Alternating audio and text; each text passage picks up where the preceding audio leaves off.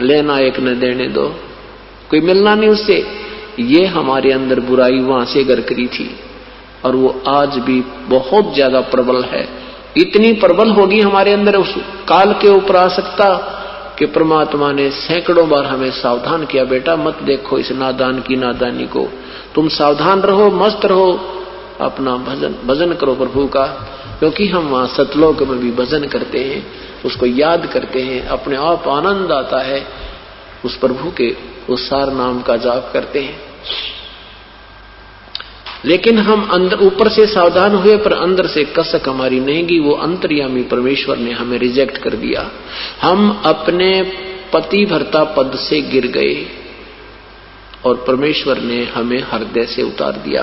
बार बार प्रार्थना कर, बार बार संकेत देने पर, बार बार सावधान करने पर भी हम प्रभु की आज्ञा का उल्लंघन करते रहे और उसका आज भयंकर परिणाम अपने सामने है। कोई गधा बने, कोई गधी बने, कोई टांग कटे, कभी आंख फूटे, कुत्ते बने, पशु बने, पक्षी बने, यहाँ कोई पति मरे, कोई पत्नी मरे, बेटा मरे, टांग कट जाए, अंधे हो जाए। ये जो हमारे ऊपर कहर टूटा था, कोई छोटी सी गलती नहीं है। ये कोई छोटी गलती नहीं थी जो हम अपने भगवान को भूल के इस नादान में, शैतान में आस्था कर बैठे। जब सत्ययुग तप इस काल ने कर लिया, ब्रह्म ने कर लिया, काल तो ये आगे चल के इस कहानी में काल कहलाएगा। अभी इसको हम क्षर पुरुष कहेंगे।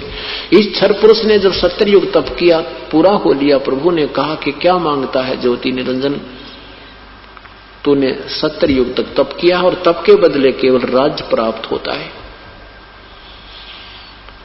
ज्योति निरंजन ने कहा कि प्रभु मुझे अलग से स्थान दे दो, मैं अलग राज्य चाहता हूं, ये स्थान मेरे लिए कम है। परमेश्वर ने कहा ठीक है पुत्र, तुझे 21 ब्रह्मांड दे देता हूं। जैसे कोई साहूकार पिता अपने पुत्र को 21 प्लाट अलॉट कर दे, ले भाई ये तेरे 21 प्लाट संभाल तू।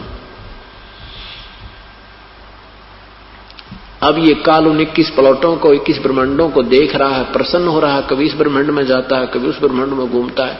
फिर मन में आता है, उसकी आत्मा में सोच उठी कि इसमें कुछ कंस्ट्रक्शन करूं। वो सामग्री भी प्रभु से प्राप्त करनी होगी। उसके लिए इसने 70 युग तप फिर किया और हम और भी ज्यादा इस पर आसक्त हो गए। ये हमें पता लग गया कि इसने अलग से स्थान मांगा है और हमने भी आस्था होगी कि हम भी इसके साथ वहां चलेंगे। इतने आसक्त हो गए, हम बहुत ज्यादा प्रभावित हो गए इससे अतिशय। जब इसने 70 युग दूसरी बार तप किया तो प्रभु ने पूछा, पूर्ण परमात्मा ने पूछा क्या मांगता है, क्या चाहता है ज्योति निरंजन। इस ज्योति निरंजन क्षर पुरुष ने कहा प्रभु मुझे कुछ कंस्ट्रक्शन करने की सामग्री दे दो, कुछ रचना सामग्री दे दो प्रभु, मैं उसमें कुछ कंस्ट्रक्शन करूं, कुछ रचना करूं। पूर्ण परमात्मा ने इसको 5 तत्व और 3 गुण दे दिए, 5 तत्व और 3 गुण दे दिए और कहा ले बेटा खेल खिलौना दे। अब काल इस सामग्री को प्राप्त करके बड़ा प्रसन्न हुआ।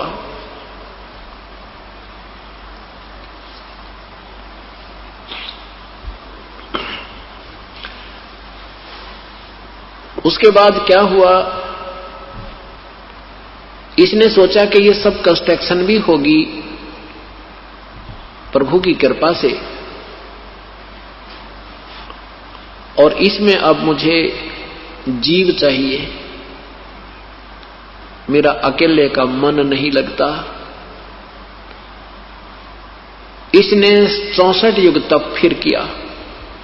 तीसरी बार जब इसने तप किया, 64 युग तप कर लिया तो प्रभु ने पूछा तू क्या मांगता है ज्योति निरंजन, जो मांगा था तुझे मैंने प्रदान कर दिया। तब इसने कहा कि परमेश्वर मुझे कुछ आत्माएं दे दो, मेरा अकेले का दिल नहीं लगता। परमेश्वर ने कहा कि देखो भाई ये मेरा अंश है, ये मेरे बच्चे हैं, क्योंकि जिस माता पिता से, जिस मां से कोई पुत्र पुत्री उत्पन्न होती है उस मां को पता है उसमें कितनी ममता होती है। ऐसे ही हम परमात्मा के शरीर से बाहर आए हैं, हम अपने पूर्ण परमात्मा कबीर देव से उत्पन्न हुए हैं, उसकी शब्द शक्ति से, उनके शरीर से बाहर आए हैं। हम भले ही वचन से बाहर आए हैं तो उतनी ही ममता जैसी मां की ममता अपने बच्चों में होती है, चाहे को किसा बूंदा सा, लंगड़ा, लुल्ला, अंधा, गूंगा, किसा भी क्यों ना हो, माँ की ममता उनमें ज्यों की त्यों होती है, बहुत ज्यादा होती है। और किसी का भी कोई हानि होती है तो उसको बहुत ठेस पहुंचती है। ऐसे उस परमेश्वर ने कहा कि ये मेरी आत्मा है, मेरे बच्चे हैं, ये नहीं दे सकता तुझे किसी कीमत पर, तो इनको सताएगा तो दुखी करेगा। इंद्र ने कहा नहीं प्रभु, मैं सत्य का राज करूंगा, मैं किसी को दुखी नहीं करूंगा, जो जैसा कर्म करेगा वैसा ही फल दूंगा। परमेश्वर ने कहा तो एक बात कर, मैं एक बात हो सकती है, अगर वो स्वेच्छा से तेरे साथ जाना चाहते हैं तो उनसे पूछ लीजिए, नहीं तो मैं तुझे आज्ञा नहीं, मैं उनको नहीं भेज सकता। स्वेच्छा से कोई जाना चाहता तेरे साथ जा सकते हैं, पर फिर भी तू सत्य का राज करना, किसी को दुखी मत करना, अन्याय मत करना। अब ज्योति निरंजन ये अक्षर पुरुष हमारे पास आया। ज्यों ही ये हमारे पास आया, जैसे हीरो के चारों तरफ बच्चे घूम जाते हैं, हीरोइनों के चारों तरफ घूम जाते, ऐसे हम उस ज्योति निरंजन के चारों तरफ खड़े हो गए। उसने कहा कि मैंने पिताजी से 21 ब्रह्मांड प्राप्त किए हैं, वहां पर ऐसे बनाऊंगा, वहां पर ऐसे हीरे पन्ने जवाहरात के जड़े हुए वृक्ष पर्वत बनाऊंगा, झरने बनाऊंगा, सुंदर बाग बगीचे बनाऊंगा, वहां ऐसे ऐसे आनंदित रहा करेंगे, क्या मेरे साथ चलोगे? हम तो पहले ही तैयार थे। हमने कहा कि यदि प्रभु हमें आज्ञा दे दे तो हम ज्योति निरंजन तेरे साथ चलने को तैयार हैं। तो ज्योति निरंजन ये ब्रह्म, पूर्ण ब्रह्म के पास, कबीर देव के पास आया और कहा कि प्रभु कुछ आत्माएं मेरे साथ चलने को एग्री हैं। परमेश्वर ने कहा कि मेरे सामने हाँ भरवा दे, मेरे सामने कवा दे एक बार उनसे, फिर मैं तेरे साथ भेज दूंगा। पूर्ण परमात्मा हमारे पास आए और साथ में ये ब्रह्म भी वहीं खड़ा था।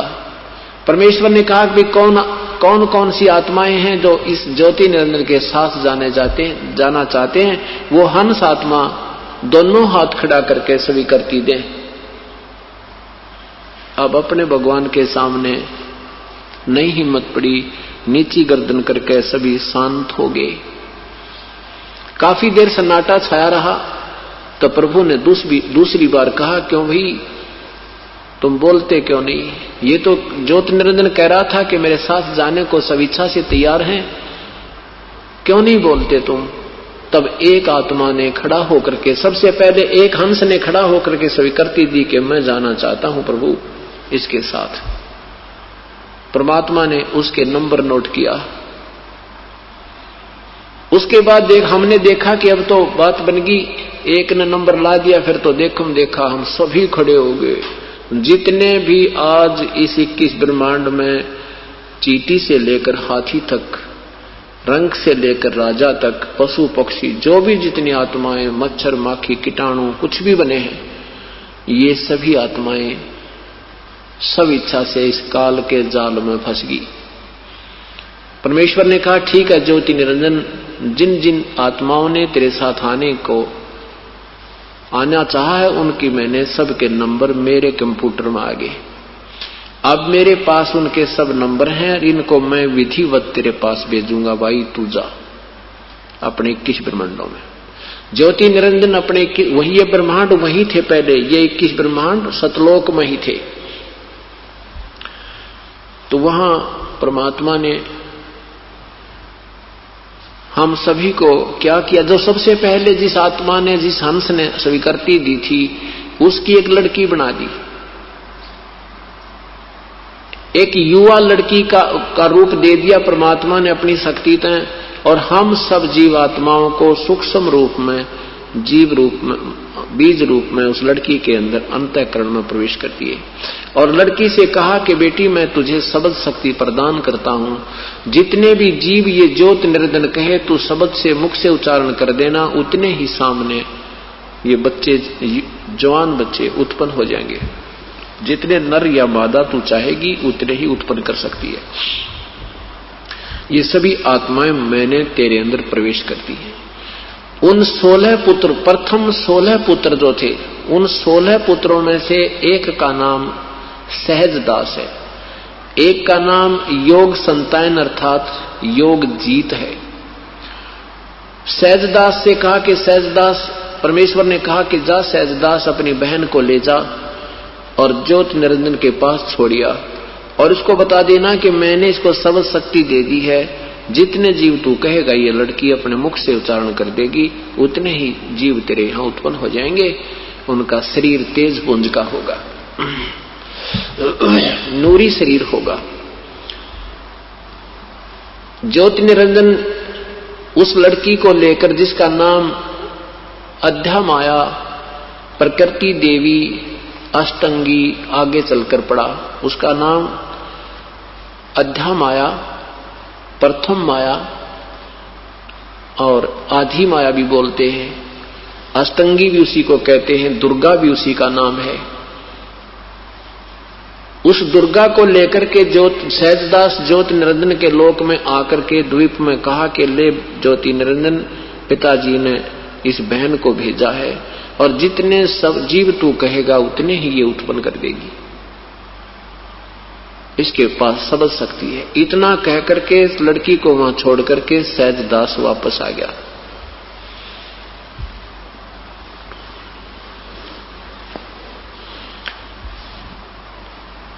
अब युवा होने के कारण लड़की का रूप रंग निखरा हुआ था। अब ज्योति निरंजन के मन में दोष उत्पन्न हो गया। यहां से ये बात और बिगड़ गई।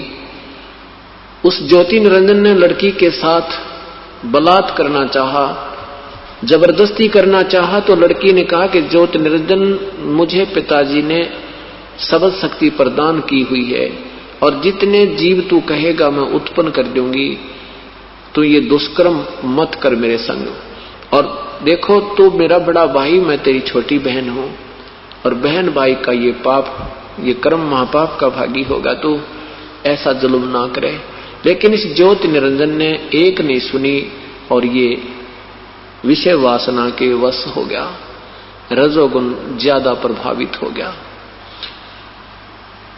अब लड़की ने अपनी इज्जत की रक्षा ना दिखाई दी, कहीं पर भी सूक्ष्म रूप बनाया और ज्योति निरंजन के श्वास के द्वारा, मुख के द्वारा पेट में समा पहुंच गई और अंदर पेट से पुकार की परमेश्वर से, हे पिताजी मेरी रक्षा करो, मेरे साथ इस काल ने बदव्यवहार किया करना चाहा, मैंने अपनी इज्जत रक्षा के लिए इसके पेट में शरण प्राप्त की है। तब परमेश्वर ने स्वयं ही अपने पुत्र जोगजीत का रूप बनाया और उस ज्योति निरंजन के पास आया। ज्योति निरंजन से कहा कि ज्योति निरंजन, तूने जुल्म किया है, अब आदेश सुन ले पिता का। आज से तेरा नाम काल होगा। 1 लाख मानव शरीरधारी प्राणियों को तो नित आहार करेगा, 1.25 लाख यानी 1/4 तो और ज्यादा पैदा करा करेगा, 1.25 लाख उत्पत्ति किया करेगा। लड़की को उसके पेट से निकाल दिया और कहा कि निकल जा, आज के से तुझे यहां से लोक से देश निकाला, लोक निकाला दिया जाता है। इतना कहते ही 21 ब्रह्मांड चल पड़े जैसे विमान चलता है और सतलोक से 16 शंख कोश की दूरी पर आकर के ये स्थिर हो गए, यहां पर ये रुक गए। अब ज्योति निरंजन ने देखा कि जो मुझे सजा मिलनी थी वो मिल चुकी है, अब मैं मनमानी करूंगा, क्योंकि अब वो हमें इतनी पीड़ा देता है, क्योंकि हमारा पिता तो कबीर परमेश्वर है, कबीर देव है, सतपुरुष है।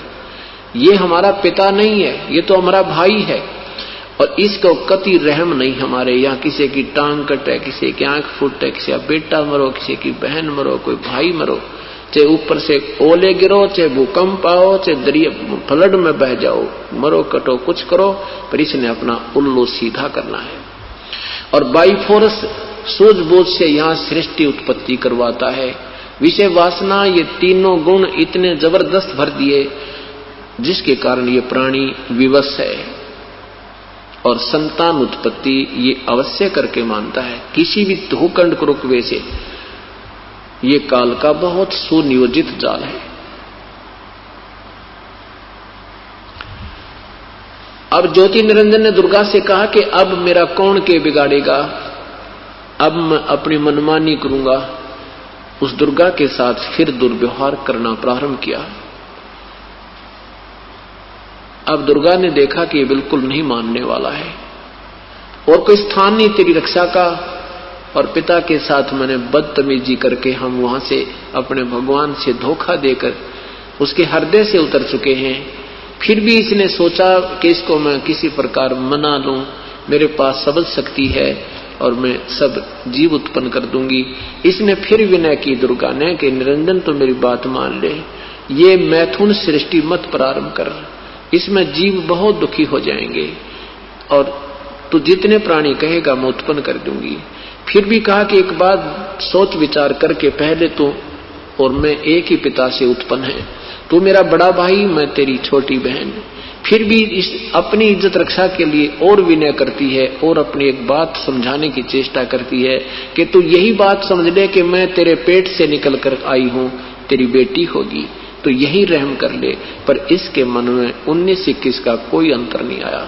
ज्योति निरंजन ने अपनी जबरदस्ती इसके साथ शादी की और परमात्मा ने इस कन्या को प्रजनन इंद्रिय नहीं लगाई थी, वो भी ज्योति निरंजन ने अपने स्वार्थवश अपनी शब्द शक्ति से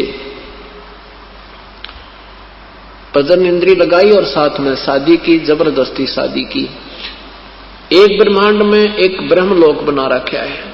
ब्रह्मलोक उसके उस अलग से उसके भी ऊपरले हिस्से में एक गुप्त स्थान बनाया है, उसमें 3 स्थान बना रखे हैं। एक रजोगुण प्रधान क्षेत्र, एक सतोगुण प्रधान क्षेत्र, एक तमोगुण प्रधान क्षेत्र। जैसे किसी मकान में 3 कमरे हों, एक कमरे में अश्लील चित्र लगे हों और उसमें जो व्यक्ति जाता है तो उसकी मन की धारणा बहुत ही विकार युक्त हो जाती है। दूसरे कमरे में साधु संतों के, ऋषियों के, महर्षियों के फोटो लगे हों, उसमें जाते ही मन अपने आप शांत होने लग जाता है और प्रभु के विषय में, उन महापुरुषों के जीवन लीलाओं के विषय में विचार अपने आप विमर्श शुरू कर देता है। और तीसरा जिसमें देश भक्तों के, शहीदों के फोटो लगे हों, उसमें जाते ही इस मन में अपने आप ब्लड में करंट सा आने लग जाता है, खून खोलने लग जाता है। ऐसी जब तक उसमें रहेगा, उन महापुरुषों के चित्र देखेंगे, वैसी ही मन की धारणा बनी रहती है। तो उस ऐसे ही इस काल ने 3 स्थान बनाए हैं ऊपर। तो रजोगुण प्रधान क्षेत्र में जब ये जाता है अपनी दुर्गा पत्नी को लेकर, तो वहां ये महाब्रह्मा रूप में होता है और दुर्गा महाश्यावत्री रूप में होती है। इन दोनों के संयोग से जो पुत्र उत्पन्न होता है वो रजोगुण प्रधान हो जाता है।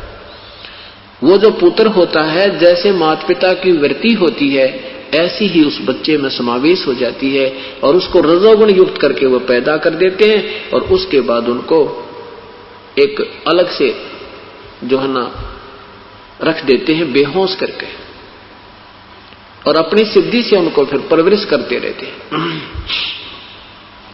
दूसरा स्थान जो सतोगुण प्रधान क्षेत्र बनाया है ज्योति निरंजन काल ने, उसमें ये महाविष्णु रूप में होता है और दुर्गा को महालक्ष्मी रूप में रखता है। वहां इन दोनों के संयोग से जो पुत्र उत्पन्न होता है उसको ये सतोगुण प्रधान कर देते हैं। वो अपने आप ऑटोमेटिकली हो जाता है, सबतः ही वो सतोगुण प्रधान हो जाता है। उसको जब वो छोटा सा बालक से सियाना होने लगता है तो उसको बेहोश कर दवा देता है काल दुर्गा से और कहता है इसको मेरा भेद मत बताना किसी को भी। अब तीसरा जो तमोगुण प्रधान क्षेत्र है उसमें ये स्वयं महाशिव रूप में, सदाशिव रूप में होता है और दुर्गा को महा पार्वती रूप में रख करके इन दोनों के संयोग से जो पुत्र उत्पन्न होता है उसका नाम, वो तमोगुण युक्त हो जाता है, उसका नाम शिव रख देते हैं। सतोगुण प्रधान पुत्र का नाम वो विष्णु रख देते हैं और रजोगुण प्रधान क्षेत्र में उत्पन्न रजोगुण प्रधान पुत्र का नाम वो ब्रह्मा रख देते हैं। और इन तीनों पुत्रों को कोमा में रखते हैं, इनको बेहोश रखते हैं, अचेत रखते हैं। जब ये तीनों पुत्रों की उत्पत्ति होगी तब ज्योति निरंजन ने कहा कि दुर्गा, मैं आज से कसम खाता हूं कि आज के बाद कोई भी प्राणी, किसी भी प्राणी को मैं दर्शन नहीं दूंगा मेरे 21 ब्रह्मांड में। मैं कभी किसी के सामने अपने इस वास्तविक रूप में नहीं आऊंगा। मैं एकांत स्थान पर रहूंगा, गुप्त रहूंगा, अदृश्य रहूंगा, अपनी योग माया से छुपा रहूंगा। और जब ये बच्चे बड़े हो जावें, जब ये बच्चे जवान हो जावें, तब इन तीनों को सागर मंथन पर भेज देना। जो प्रथम वस्तु निकले वो पहले बड़े पुत्र को देना, प्रथम सागर मंथन में, और दूसरे सागर मंथन में हो फिर उनको एक एक वस्तु बांट देना।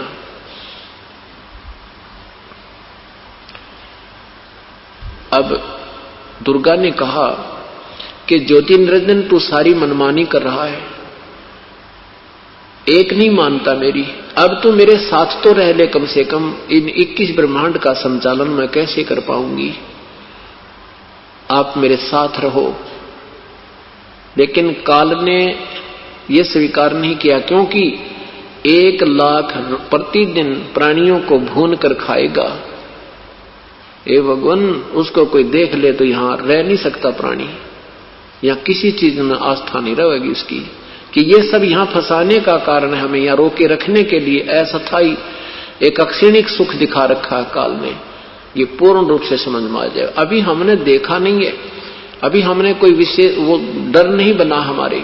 जब ये कभी, या तो इस ज्ञान से और भक्ति से आपको डर लगेगा, क्योंकि ज्ञान से भी बच्चा बड़ा होकर सियाना हो जाता है, और यह आंखों देख ले तो फिर तो कहना है कि, तो कहने का भाव यह है कि ज्योति निरंजन काल की सूझबूझ से, इसने ज्योति निरंजन ने सूझबूझ से व्यवस्था की है कि ये थी मैं इनके सामने आऊंगा और 1 लाख जीव रोज खाऊंगा, किसी का बेटा मरेगा, क्योंकि वो स्वर्ग में भी मरते हैं, वहां भी मरते हैं, देवता भी मरते हैं, इनके बेटे भी मरे, इनकी बेटियां मरे, इनकी पत्नी मरती हैं, इनका भी वहां बुरा हाल होता, हाहाकार मचता है। तो इसने सोचा कि ये कोई देख लेगा मुझे तो इनको पता लग जाएगा, फिर ये सावधान ना हो जाऊं, इसलिए ये गुप्त रहता है।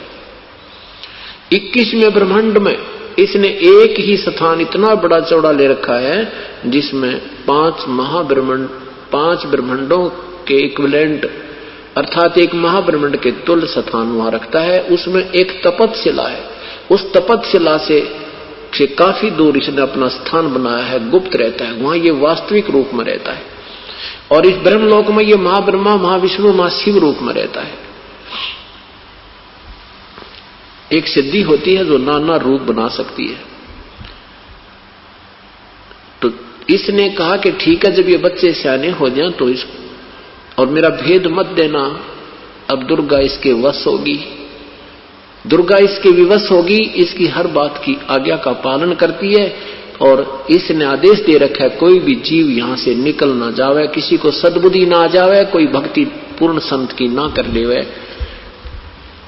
इसलिए दुर्गा को बहुत सावधान कर दिया। जब ये तीनों बच्चे बड़े हुए तो ब्रह्मा को कमल के फूल पर बैठाकर सचेत कर दिया।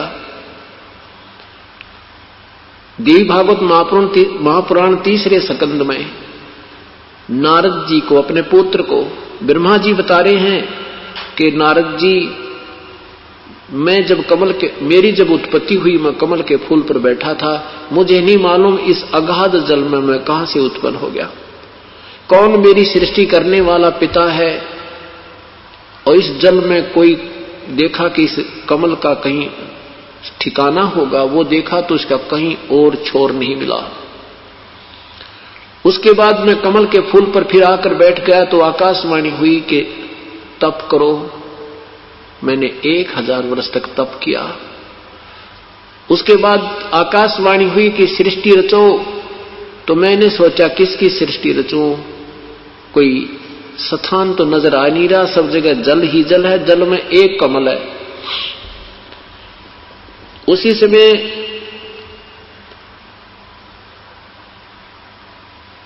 मधु और कैटब नाम के दो राक्षस मुझे आते दिखाई दिए। उनके डर के मारा मैं कमल का डंठल पकड़कर नीचे उतर गया पूरी स्पीड में। नीचे आकर देखा तो एक शेष सैया के ऊपर एक भगवान, चतुर्भुजी भगवान विष्णु अचेत पड़े थे, बेहोश पड़े थे, प्रगाढ़ निद्रा में सोए थे। अब उसको देखकर मैं चिंतित हो गया कि मेरा ये सहयोगी भी सूता पड़ा है और इधर से दो राक्षस आ गए हैं। इतने में क्या हुआ कि श्री विष्णु जी के शरीर में एक देवी निकली, या भूतनी की तरह दुर्गा उसमें प्रवेश थी, उनको बेहोश कर रही थी। भगवान श्री विष्णु जी को बेहोश कर रखा था। उसमें से दुर्गा बाहर निकली और सामने आकाश में एक सुंदर रूप के स्त्री रूप में दिखाई देने लगी। ब्रह्मा जी ने कहा कि जब वो योग निंद्रा माया भगवान विष्णु के शरीर से बाहर निकल गई, ऊपर आभूषणों युक्त मुझे दिखाई देने लगी, तब श्री हरि यानी भगवान विष्णु उठ गए, जाग गए। मधु और कैटब के साथ उन्हें 5000 वर्ष युद्ध करके उनको मारा। इतने में भगवान शंकर भी वहां आ गए, हम 3 हो गए। तब आकाश में दुर्गा हमें दिखाई देने लगी। दुर्गा ने कहा कि बेटा तुम मेरा कार्य करो, उत्पत्ति, सतीथि और संहार तुम तीनों का कार्य है। तब हमने कहा हे माता, कहीं पृथ्वी नजर नहीं आ रही है, हम इस कार्य को करने में कैसे सफल होंगे। तब दुर्गा मुस्कुराई और उसने कहा कि बच्चों मैं अब तुम्हें एक अद्भुत दृश्य दिखाती हूं। इतने में आकाश से एक विमान आया। दुर्गा ने हमें कहा कि तुम तीनों इस विमान में प्रवेश करो, विराजमान हो। हम माता की आज्ञा का पालन करके उसमें विराजमान हुए विमान में। दुर्गा ने यानी उस देवी ने अपनी शक्ति से विमान को आकाश में उड़ा दिया। जिस लोक में हमारा विमान पहुंचा वहां एक ब्रह्मा और विराजमान थे। ये देवी भागवत महापुराण 3रा सकंद सुना रहा हूं आपको। गीता प्रेस गोरखपुर से प्रकाशित, आप घर जाकर भी पढ़ सकते हो। वो दूसरा ब्रह्मा कौन था? ये काल था। ये महाब्रह्मा महाविष्णु महाशिव रूप में ब्रह्मलोक में रहता है और इनका भ्रम निवारण करने के लिए कहीं ये प्रभु ना पाक जावे, अपने आप को समर्थ मान के यहां मार ना खा जावे, इसलिए इनका भ्रम पहले ही निवारण कर दिया कि तुमसे अलग भी कोई शक्ति और है। ब्रह्मा जी बता रहे हैं अपने पुत्र नारद को कि उस दूसरे ब्रह्मा को देख करके श्री विष्णु और श्री शंकर जी ने मुझसे पूछा कि हे चतुरानंद, ये दूसरे ब्रह्मा कौन है? मैंने कहा कि मुझे नहीं मालूम ये कौन है दूसरे ब्रह्मा। ए भगवान, मैं कौन हूं, ये कौन है, मुझे कोई मालूम नहीं। इतने में हमारा विमान दूसरे स्थान पर पहुंचा। वहां पर एक शिवजी और एक सुंदर भवन से निकला। नंदी वृषभ पर सवार था, 3 नेत्र थे। उस दूसरे शंकर को देख करके हमारे साथ बैठे हुए शिवजी भी चक्कर में पड़ गए, कहने के ये दूसरा शंकर कौन है। इतने में हमारा विमान तीसरे स्थान पर पहुंचा जहां पर एक विष्णु और विराजमान था। उस दूसरे विष्णु को देखकर हमारे साथ बैठा हुआ विष्णु भी असमंजस में पड़ गया कि ये दूसरा विष्णु कौन है।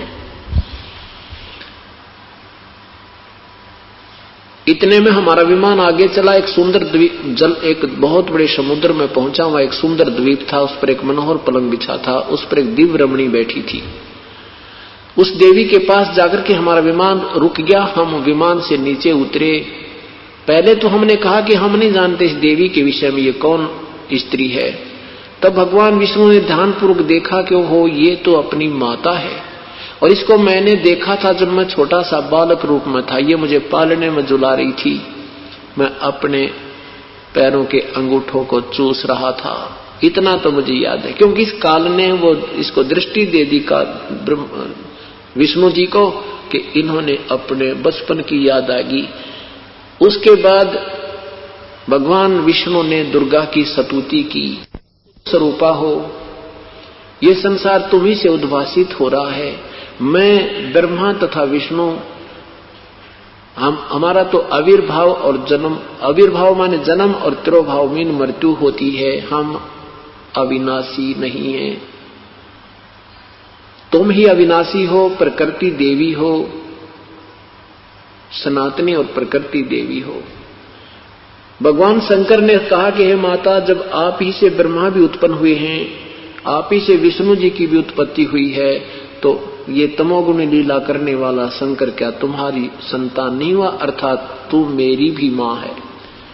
अब इनको अब धीरे धीरे पता लगने लगा कि हमारी मां कौन है। पिता का अब भी कोई पता नहीं। तीनों देवा उसको धावे, निरंजन का वो पार न पावे।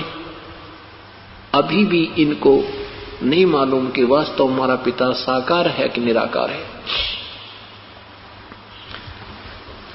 अब दुर्गा से ब्रह्मा जी ने पूछा कि हे माता, बाद में जब वेद प्राप्त हुए, वेदों को पढ़कर ब्रह्मा ने पूछा कि हे माता, ये वेदों में लिखा है कि एक ब्रह्म है, ये ब्रह्म आप ही हो या कोई और पुरुष है? दुर्गा ने कहा, बेटा ये और मैं एक ही हैं, तुम्हारी बुद्धि बालक है, इस करके तुम्हें दो नजर आ रहे हैं। फिर आगे चल के उसी देवी भागवत महापुराण में लिखा है कि तुम तीनों के तीनों अब मेरा कार्य करने के लिए जाओ, और मेरा और उस ब्रह्म का, मेरा और उस सनातन परमात्मा अर्थात ब्रह्म का तुम सदा ध्यान रखना। हम दोनों का तुम स्मरण करते रहोगे, तुम्हारा कोई भी कार्य करने में कोई भी अड़चन नहीं आएगी। यानी वहां दो सिद्ध कर दिए, क्योंकि यहां इस काल ने दुर्गा को सतर्क रखा है कि मेरा भेद मत देना। और फिर भी इसको बताना पड़ा कि वो परमात्मा भी कोई और है, यानी ब्रह्म भी है और मैं भी हूं। अब ये तीनों पुत्र जवान हो गए, तो दुर्गा ने कहा कि जाओ बेटा, तुम आकाशवाणी की काल ने, ब्रह्म ने कि इनको सागर मंथन के लिए भेजो। तीनों सागर मंथन पर गए। काल ने पहले ही स्वयं एक कछुए का रूप बनाया, उसके ऊपर स्वयं ही एक पर्वत रखा, उसके ऊपर एक सर्प का लपेटा लगाकर एक रस्सा बना दिया। तो इन तीनों ने उसको जरा सा हिलाया तो अपने आप शक्ति उस निरंजन की से चलने लगा। उसमें से 4 वेद निकले, क्योंकि पूर्ण परमात्मा ने, सतपुरुष ने अपना भेद हमें बताने के लिए अपनी इस ब्रह्मांडों की यह सब स्थिति और सारा कुछ उसमें उस तत्व ज्ञान में समा दिया। इन 5 वेद दिए परमात्मा ने इस ज्योति निरंजन को। 5वां वेद जो अब मुझे बताना पड़ रहा है, यानी परमात्मा ने स्वयं आकर बताया, उस 5वें वेद को काल ने नहीं आने दिया हमारे तक। इन 4 वेदों को हमारे तक भेज दिया, क्योंकि इसमें इन 4 वेदों में कंप्लीट नॉलेज नहीं है, इनमें पूर्ण ज्ञान नहीं है, लेकिन फिर भी बहुत कुछ ज्ञान है। इसमें स्पष्ट लिखा है कि वो परमात्मा जब आता है बालक रूप में, छोटा सा बालक रूप में आता है, प्रकट होता है, वो मां से जन्म नहीं लेता कभी, ये पहचान है उसकी। और फिर वो उसकी परवरिश जो है कंवारी गायों से होती है। ये ऋग्वेद मंडल नंबर 9 के सूक्त नंबर 1 और मंत्र नंबर 9 में ये स्पष्ट लिखा है कि जब वो परमात्मा आता है, ये पहचान है उसकी, बालक रूप में आता है, तो उसकी कंवारी गायों से उसकी परवरिश होती है। ये आपको आने वाले समय में कबीर परमात्मा की लीला के विषय में परिचित हो जाओगे। फिर वेद उसकी गवाही दे रहे हैं कि वो भगवान होता है, वो पूर्ण ब्रह्म होता है। अपनी महिमा हमें पहचान कराने के लिए इन 4 वेदों को इस काल के कंप्यूटर में, इसके अंतःकरण में परमात्मा ने 5 को डाल दिया। काल ने इन 4 को तो आउट कर दिया और 5वें को नहीं किया। 4 वेद ब्रह्मा को दिए, ब्रह्मा ने उसको पढ़ा, उसमें देखा कि उसमें लिखा है कि कोई परमात्मा है और वो सशरीर है, अग्नि तनुरसी परमात्मा सह शरीर है, परमेश्वर सह शरीर है। विष्णुवे तवा सोमस्य तनुरसी, उस परमात्मा का शरीर है, सर्व का पालन करता ईश्वर अमर पुरुष का शरीर है। और मां से जब ये पूछते थे कि मां हमारा पिता कौन है, तो दुर्गा कह देती थी तुम्हारा कोई पिता नहीं, मैं ही तुम्हारी मां हूं, मैं ही तुम्हारा पिता हूं। अब जब वेदों में देखा कि वेद कह रहे हैं कि कोई और परमात्मा है, वो सह शरीर है, और मां कहती है कि वो कोई भगवान नहीं है, कोई और पुरुष मेरे से अतिरिक्त तो नहीं है, तो ब्रह्मा जी ने कहा कि हे मां, वेद क्या, वेद तो प्रभु की देन है, ये झूठ नहीं हो सकते। और वेदों में लिखा कि परमात्मा है, हमारा सृष्टि रचनहार, हमारा कुल पिता है, उसका मनुष्य सदृश शरीर है। तब दुर्गा ने कहा बेटा वो है जरूर, पर तुम्हें मिला को ना, वो दर्शन नहीं देगा, उसने कसम खाई है, वो किसी साधना से, वेदों में वर्णित विधि से तुम्हें प्राप्त नहीं होगा। तो ब्रह्मा ने कहा मां अब आपकी बात पर मुझे अविश्वास हो गया। पहले तो आप कह रही थी हमारा कोई पिता नहीं है, अब वेदों ने बताया कि आपका एक पिता है और वो सह शरीर है, अब आप कहते वो मिलेगा नहीं। और इसमें लिखा है कि ओम नाम का जाप जपो, तो ओम नाम के जाप से वो अवश्य मिलेगा। ये अपने आप निष्कर्ष ब्रह्मा ने निकाल लिया। ओम कर्तु समर, कलवे समर और कर्तुम समर। ओम नाम का जाप काम करते करते सिमरण करो, विशेष कसक के साथ सिमरण करो, मनुष्य जीवन का मुख्य कर्तव्य मान के सिमरण करो। ऐसा प्रमाण यजुर्वेद अध्याय नंबर 40 के मंत्र नंबर 15 में लिखा है। ऐसे इन ऋषियों ने और ब्रह्मा विष्णु महेश आदि ने अपने आप निष्कर्ष निकाल लिया कि उस परमात्मा का ओम नाम ही जाप होगा। लेकिन वो उस मंत्र को भूल गए। 40वें अध्याय के 10वें मंत्र में लिखा कि उस परमात्मा के विषय में मैं नहीं जानता, वो तो कोई तत्वदर्शी संत बताएगा, उनसे सुनो, वो बताएगा पूर्ण रूप से। ये तो मेरा मंत्र ब्रह्म का मंत्र है। लेकिन कहते हैं गुरु बिन काहू न पाया ज्ञान, जो थो था वो छड़े किसाना। गुरु बिन वेद पढ़े सो प्राणी, समझे न सार रहे अज्ञानी। पुण्यात्माओं अभी तक देख लेना, जब आपको ज्ञान होगा, तत्व ज्ञान होगा, आपको कोई भी ऋषि ज्ञानी नजर नहीं आएगा, आपको इस पृथ्वी पर कोई संत नहीं नजर आएगा, आपको सदगुरु नजर नहीं आएगा। इसलिए दास रह कर ये प्रयत्न कर रहा है कि ये स्वयं आप स्वयं जागृत होंगे, तभी नकली संतों और पंथों की छुट्टी होगी। नहीं तो हमें कई युगों से गुमराह करते आ रहे हैं। इनको भी नहीं मालूम तुम कितने दोषी हो। ये सोच रहे हैं हम बहुत पुण्य का काम कर रहे हैं, लेकिन ये पाप कर रहे हैं। करते हैं पुण्य होत है पापम। ये करते दिखे पुण्य और कर रहे हैं पाप, क्योंकि कुमार्ग दर्शन करना, कुमार्ग पर जीव को लगाना महापाप का भागी होना होता है।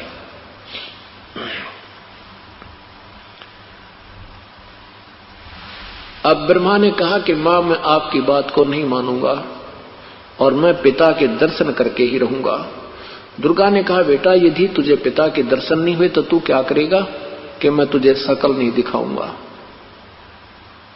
इतना हठ करके और एकांत स्थान में पहुंच गया, वहां बैठ गया समाधि लाके, ध्यान लगाऊंगा। 4 युग तक ब्रह्मा ध्यान लगाए बैठा रहा। 4 युग तक ब्रह्मा ने ध्यान लगाया, कठिन तप किया, हठ योग किया, लेकिन प्रभु प्राप्ति नहीं हुई। गीता जी के अध्याय नंबर 11 के मंत्र नंबर 48 में लिखा है कि ये जो मेरा वास्तविक रूप है, ना पहले किसी ने देखा, ना कोई आगे देख सकता, और ये ना किसी वेदों वर्णित विधि से, ना किसी जप से, ना तप से, ना किसी क्रिया से मेरा प्राप्त नहीं हो सकता। मुझे कोई प्राप्त नहीं कर सकता। ये मेरा अटल नियम है। गीता जी के अध्याय नंबर 4 के मंत्र नंबर 24 और 25 में कहा है कि ये मेरा घटिया अटल नियम है कि मैं कभी किसी के सामने प्रत्यक्ष नहीं होता, अपनी योग माया से छुपा रहता हूं, और ये बुद्धिहीन संसार मुझ अव्यक्त को व्यक्त मान रहे हैं। मैं अव्यक्त हूं, मैं नहीं दिखता यहां किसी को, और ये मुझे कृष्ण मानेंगे मैं कृष्ण नहीं हूं। और कृष्ण जी जो सामने खड़े वो कैसे कहता मैं कृष्ण नहीं हूं, मैं व्यक्त नहीं हूं, मैं व्यक्ति नहीं हूं। इसलिए ये तत्व ज्ञान की कमी से हम अभी तक श्री कृष्ण द्वारा बोला हुआ ही गीता जी का ज्ञान मानते रहे।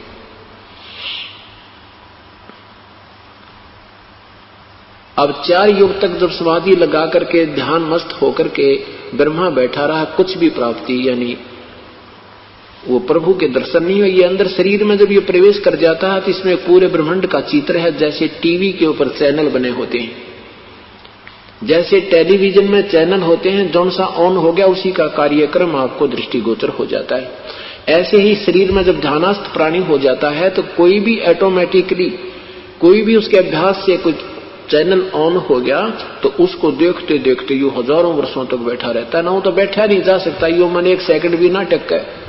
ये जो समाधि लगाते हैं ये कोई निचले नहीं टकते, ये शरीर शिथिल है, बैठा है आसन पे है, लेकिन मन तो बकवाद ऊपर न्योकी में देख रहा है। और उसमें ईश्वर के नाम से बैठने से तप बन जाता है और तप से सिद्धि और राज्य प्राप्त होता है। तप से राज राज मदमानम जन्मती सरे सुकर सवानम। तपेश्वरी सो राजेश्वरी, राजेश्वरी सो दर्केश्वरी। अब ज्योति निरंजन ने दुर्गा को आकाशवाणी की कि सृष्टि क्यों नहीं रच रहे तुम। दुर्गा ने कहा कि तेरा ज्येष्ठ पुत्र ब्रह्मा आपकी तलाश में हट करके गया है, मेरी नहीं माना। ज्योति निरंजन ने कहा कि उसको वापस बुला लो और कह दो मैं किसी को दर्शन नहीं दूंगा। दुर्गा ने अपने पति के आदेश से अपने सबल शक्ति से एक लड़की उत्पन्न की, उसका नाम गायत्री रखा। गायत्री से कहा जा बेटी तो अपने भाई ब्रह्मा को उठा कर ला, वो समाधिस्थ है, उसके चरण छूना, चरण छूते उसकी समाधि टूट जाएगी। क्योंकि जब हम सतलोक से आए थे हम सभी में सिद्धि थी, शक्ति थी। ये तो बाद में हम डिस्चार्ज कर दिए काल ने यहाँ पे। अब हर युग में जब मनुष्य होता है हमें फिर चार्ज करनी पड़ती है। कोई तप करता है, कोई जप करता है, कोई कुछ करता है, कोई ओम नाम का जाप करता है, कोई हठ योग करता है, और फिर स्वर्ग में डिस्चार्ज होकर के हम फिर आ जाते हैं। वहां खर्च कराते हैं, फिर आके फिर चार्ज करते हैं, फिर अपना आकाश मोड़ते रहते हैं। कोई सिद्धि प्राप्त कर ली, कोई पशु बने, कभी नरक में गए। ये व्यवस्था हमारी काल ने कर रखी है। तो गायत्री ने जाकर के ब्रह्मा जी के चरण छुए, चरण छूते उसकी समाधि टूट गई। सामने युवा लड़की को देखकर ब्रह्मा ने कहा कि तू कौन उल्टा आ गई, मेरे तप को भंग करने के लिए मैं तुझे साप देता हूं। गायत्री ने कहा कि मुझे साप बाद में देना, पहले मेरी बात सुन लो, मेरा दोष हो तो मुझे श्राप देना। कहा कि मां ने बुलाया है, आपके बिना जीवों की सृष्टि नहीं हो पा रही है और मैं तो केवल मां का आदेश लेकर आई हूं, मेरा कोई दोष नहीं है। तो ब्रह्मा ने कहा गायत्री मैं कैसे चलूं मां के सामने, मैं वचन कहकर आया हूं कि मैं या तो पिता के दर्शन करके आऊंगा, और नहीं दर्शन हुए तो तुझे शकल नहीं दिखाऊंगा, और 4 युग हो गए मुझे पिता के दर्शन नहीं हुए। अगर तू मेरी झूठी गवाही दे दे कि मुझे पिता के दर्शन हो गए तो मैं मां के सामने जा सकता हूं, नहीं तो मुझे शर्म लगती है। गायत्री ने कहा चलो ठीक है, मां का आदेश है कि उसको लाना है हुकंड कुरुक तरीके से, किसी प्रकार एट एनी कॉस्ट, किसी भी कीमत पर उसको उठा के लाना है। तब गायत्री ने एक शर्त रखी, अभद्रसी। ब्रह्मा ने स्वीकृति दी। अपना एक और गवाह बनाने के लिए गायत्री ने अपनी सबर शक्ति से एक लड़की उत्पन्न की, उसका नाम पौपवती रखा। उससे भी कहा कि तुम हमारी ये गवाही दे देना कि ज्योति निरंजन को, ब्रह्मा को उनके पिता के दर्शन हुए। अब पौपवती ने भी सोचा कि मैं झूठा हाँ भर दूंगी और ये फिर कह देंगे इसी ने झूठ बोला, हमने कहा नहीं, तो कहीं ये मेरी अकेले की पिटाई ना हो जाए। तो इसने भी एक ऐसी शर्त रखी अभद्र सी। तो ऐसे इन्होंने एक दूसरे को सहयोग दिया और फिर तीनों के तीनों माता के पास आ गए। दुर्गा ने पूछा क्यों बेटा तुझे तेरे पिता के दर्शन हुए? ब्रह्मा ने कहा हाँ मुझे पिता के दर्शन हुए मां। भाई कोई प्रमाण, कोई चिन्ह बता। ब्रह्मा ने कहा कि ये दोनों मेरे गवाह हैं, इनके सामने दर्शन दिए पिता ने। दुर्गा ने पूछा क्यों? पौपोती और गायत्री से पूछा। दोनों ने स्वीकृति दे दी, हाँ मेरे सामने पिता के दर्शन हुए। अब गायत्री असमंजस में पड़ गई कि भी मुझे तो कह रहा था, मैंने कसम खा ली है मैं किसी को दर्शन नहीं दूंगा, और इनको दर्शन दे दिए। तो इस बात से गायत्री महसूस करके एकांत में बैठकी और मन में कहती है कि तू झूठा है ज्योतिनेंद्र, तू झूठा है, और मुझे कह रहा था कि मैं किसी को दर्शन नहीं दूंगा, तूने इनको दर्शन दे दिए। आकाशवाणी की ज्योति निरंजन ने कि तीनों झूठ बोल रहे हैं, मैंने कोई दर्शन नहीं दिए।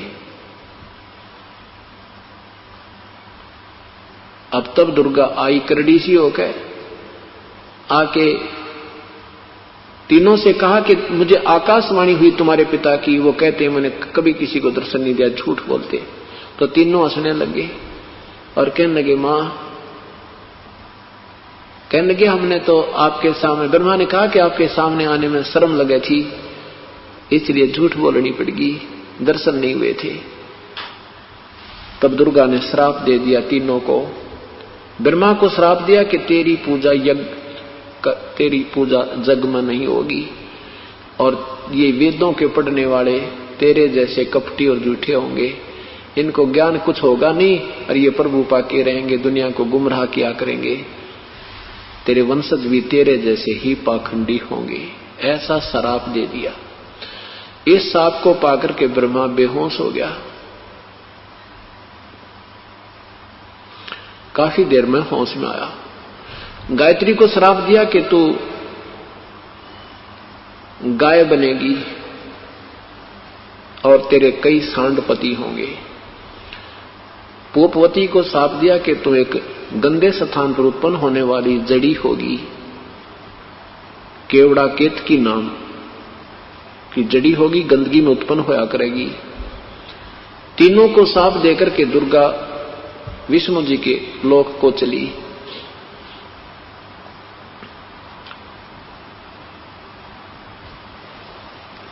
विष्णु जी को जाकर कहा कि विष्णु तू भी अपने पिता के दर्शन प्राप्ति के लिए यत्न कर ले, कहीं बाद में समाधि लगा बैठे।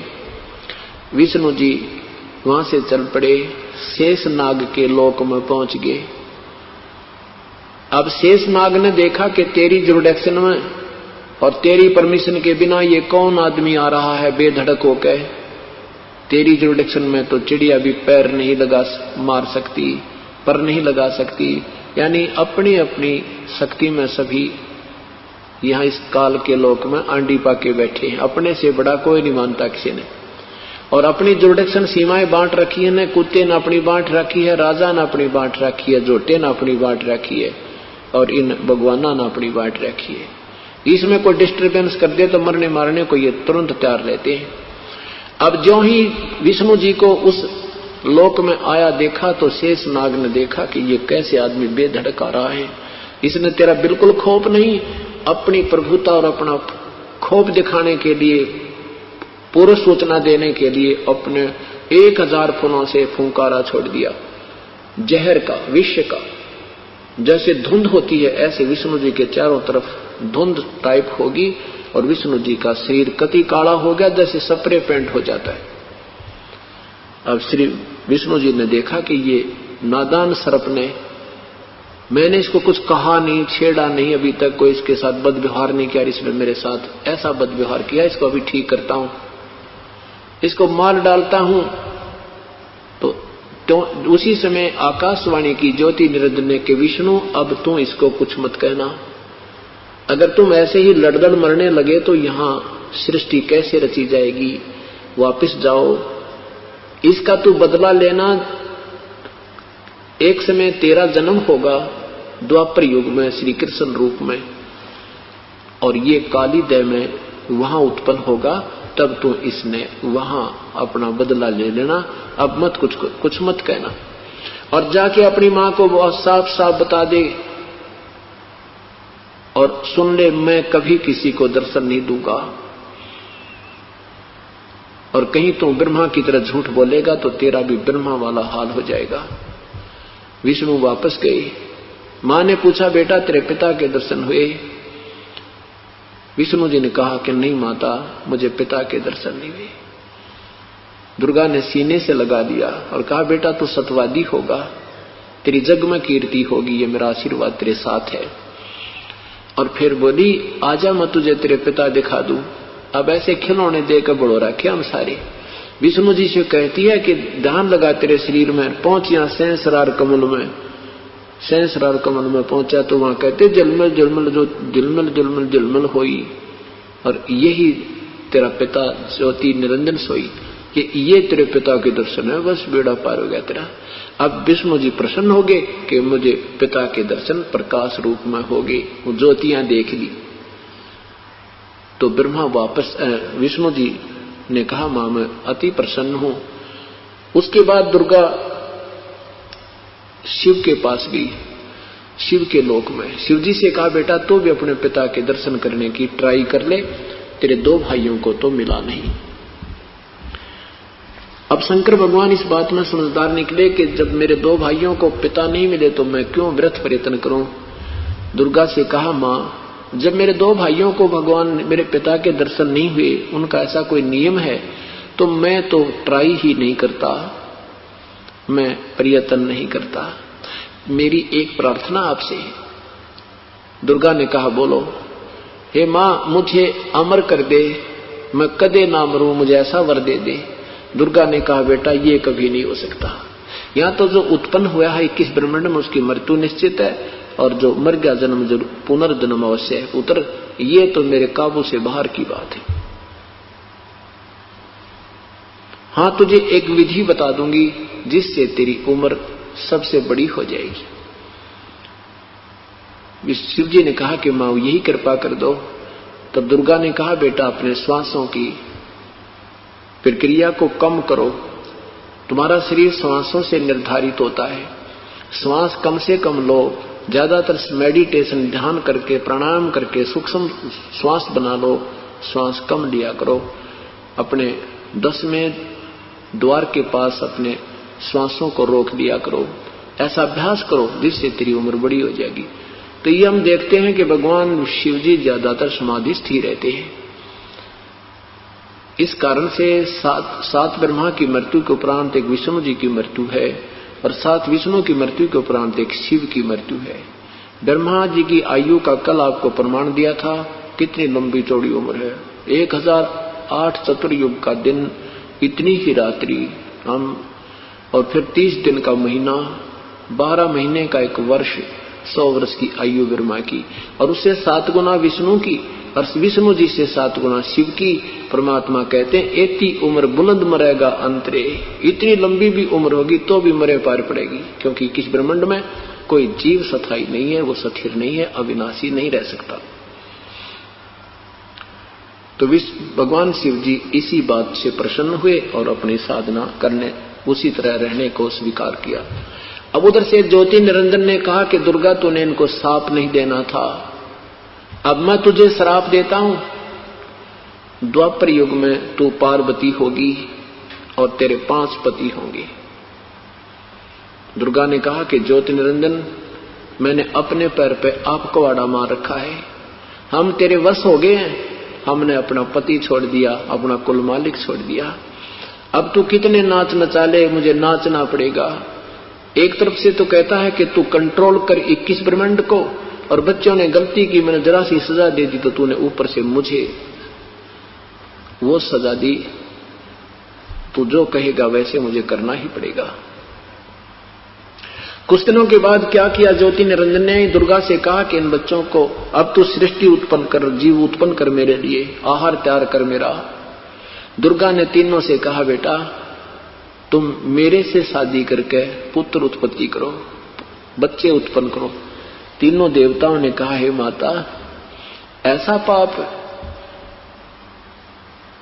तब दुर्गा ने कहा बेटा मैं तो तुम्हें देखना चाहती थी, तुम वैसे इतने बड़े लंबे हो गए हो, कुछ थोड़ा बहुत विवेक भी रखते हो, तुम्हारे अंदर कोई शिष्टाचार भी आया है कि नहीं। ठीक है पुत्रो, जाओ तुम सागर मंथन करो, वहां से तुम्हें जो वस्तु मिले एक एक न्यारी नारी लेकर आना। सागर मंथन के लिए गए। दुर्गा ने स्वयं ही अपने 3 रूप और बनाए, अपनी सिद्धि शक्ति तय और सागर में छूट गई। सागर मंथन किया तो 3 बार में 3 स्त्रियों के रूप में बाहर आई और चौथे रूप में मां के रूप में विराजमान रही। पुण्यात्माओं, जब आप इस तत्व आध्यात्मिक ज्ञान से परिचित हो जाओगे तभी यह समझ में आएगा। अभी तक तो हम ये हीट एंड ट्रायल मेथड पर आधारित हैं। अब तक तो हम सामने देख लेते हैं, हमें अच्छा लगता है तो स्वीकार कर देते हैं, नहीं तो कहते नहीं ऐसा नहीं हो सकता। परमात्मा के मार्ग में कोई असंभव चीज नहीं होती। ये सोचना कि ऐसा नहीं हो सकता, ये अपनी अल्प बुद्धि का ही प्रमाण और विचार विमर्श होता है। उधर से 3 रूपों में दुर्गा बाहर आई, 3 युवा लड़कियों के रूप में। तीनों के तीनों और तीनों लड़कियां साथ आकर के मां के पास उपस्थित हुई। दुर्गा ने पूछा कि पहले नंबर पे कौन निकली थी? उन्होंने बताया कि ये 1 नंबर पे निकली थी। उसका नाम सावित्री रख दिया, ब्रह्मा से उसकी शादी कर दी कि ये तेरी पत्नी है। दूसरी का नाम लक्ष्मी रखा, वो विष्णु जी से ब्याह दी। और तीसरी का नाम उमा रखा, वो शंकर जी से शादी कर दी। और तीनों की शादी करके कहा बेटा जाओ अपने अपने लोक में और सृष्टि रचना प्रारंभ करो। तीनों पुत्रों की शादी करने का विवरण 3रा स्कंद देवी भागवत महापुराण आपको प्रमाणित कर रहा है, ज्यों का त्यों। और ये पुराण और वेद तो दास ने अभी देखे हैं 2 वर्ष पूर्व। इससे पहले ये सृष्टि रचना दास आपको कम से कम सन 94 से सुनाता आ रहा है। तो कहने का भाव ये है कि जो परमेश्वर ने हमें पहले ही ज्ञान दे रखा था अपनी अमृतवाणी में 5वें वेद में, आज सब सदग्रंथों ने उसको सेकंड कर दिया। आज सब सदग्रंथों ने उसको प्रमाणित कर दिया, उसी का समर्थन पाया। इससे सिद्ध है कि जो परमेश्वर ने हमें ज्ञान बताया था वो सिंपल लैंग्वेज में वो सत्य है, जो कि इन अज्ञानी संतों और महंतों ऋषियों ने महर्षियों ने उसको गलत सिद्ध कर रखा था।